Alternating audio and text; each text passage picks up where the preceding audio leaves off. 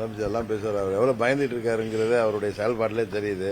காங்கிரஸ் மிரட்டை கூட அவங்களால சமாளிக்க முடியல. விஜயை பார்த்து ஒரு பக்கம் பயம். இங்க தேசிய ஜனநாயக கூட்டணி மீண்டும் 21 போல் இல்லாமல் இன்றைக்கு பயங்கர பலம் பெற்றிருக்கிறது என்பது தெரியும். 5 ஆண்டு ஆட்சியில மக்கள் எவ்வளவு வேதனையில் இருக்கிறார் என்பது தெரியும். வெறும் இன்றைக்கு பணநாயகத்தை மாத்திரம் நம்பி முதலமைச்சர் நம்பி இருக்கிறார். அதனால அவர் பேசுறப்ப எப்படிதான் பயமா இருக்கிறவங்க பயத்தை மறைக்க பேசுற மாதிரி தான் பேசுறாரு. திமுக கூட்டணி பயப்படுதுன்னு சொல்றீங்க. ஆனா திமுக கூட்டணியில் இருக்கிறவங்க விஜயால வந்து அதிமுக தேசிய ஜனநாயக கூட்டணி தான் பாதிப்புன்னு சொல்றாங்க. சும்மா வெளில சொல்றாங்க, வெளியில சொல்றாங்க. எனக்கு தெரியும்ல, இன்னும் சில விஷயங்களை நான் வெளியில ஓப்பனா சொல்ல முடியாது. அதனால சொல்றேன், ரொம்ப பயப்படுறேன்.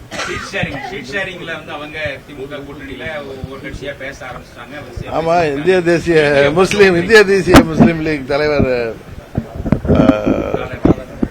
பெரியவர் காதர் மொய்தீன் பாவம் ரைட்டு வந்துட்டு ஏற்கனவே 3 சீட்டு கொடுத்திருந்தாங்க, இப்ப 2 தான் தர்றேன்னு சொல்லி பாவம் டீஹைட்ரேஷன் ஆகி மயக்கம் விட்டுறதெல்லாம் பார்த்தோம். எங்களுக்கு இன்னும் ஆரம்பிக்கல, இனிமேதான். இன்னொன்னு, நான் அன்றைக்கு சொன்னதை தவறாகவும் சில பேர் புரிந்து கொண்டார்கள், அல்லது அவர்கள் தொலைக்காட்சியில் அப்படி போட்டிருக்கலாம். அதாவது தேசிய ஜனநாயக கூட்டணியில் அங்கம் வகிக்கிற நாங்கள், அது அம்மா மக்கள் முன்னேற்ற கழகம். தேசிய ஜனநாயக கூட்டணினால பிஜேபி தலைமையிலான கூட்டணி தான் இந்திய கூட்டணி. இந்திய அளவில் பாஜக தலைமையிலான கூட்டணி. தமிழ்நாட்டில் அனைத்து இந்திய அண்ணா திராவிட முன்னேற்ற கழக தலைமையில் அமைந்திருக்கு. எங்களுக்கான தொகுதிகளை சுமூகமாக பாரதிய ஜனதா கட்சி மூலம், அவர்களுடைய கைடன்ஸ் மூலம் நாங்கள் அதிமுகவிடமிருந்து பெறுவோம் என்பதுதான் சொன்னேனே தவிர, ஏன்னா தொகுதி பங்கீடு 10 ஆண்டு கூட்டணி, உறுதியான கூட்டணி, கொள்கை கூட்டணின்னு சொல்ற திமுக கூட்டணியில இன்னைக்கு சீட் ஷேரிங்ல எவ்வளவு அடிதடி, எவ்வளவு பிரச்சனை இருக்குன்னு தெரியும்.